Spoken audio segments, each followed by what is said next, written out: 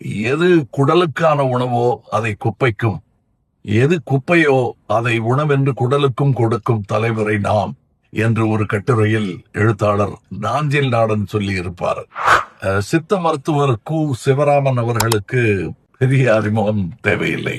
எய்ட்ஸுக்கு கூட சிகிச்சை, ஒருங்கிணைந்த மருத்துவம், புற்றுநோய்க்கு சித்த மருத்துவம் என நம் மண்ணின் மருத்துவத்தை அடுத்த கட்டத்திற்கு நகர்த்தும் பணிகளை செய்து வருபவர். அவர் எழுதிய முக்கியமான நூல் 6ஆம் திணை.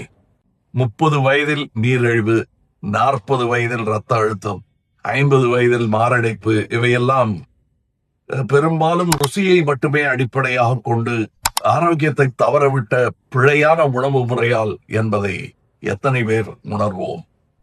வரும் தலைமுறையும் இதே பிழையில் சிக்கி உடலை வாழ்வை தொலைக்காதிருக்க முதல் தேவை ஆரோக்கியமான உணவு. நொறுக்கு தீனி முதல் 3 வேளை உணவு வரை ருசியும் ஆரோக்கியமும் கொண்ட பாரம்பரிய மாற்று உணவு குறித்த விரிவான நூல்தான் 6ஆம் திணை. வாசியுங்கள்.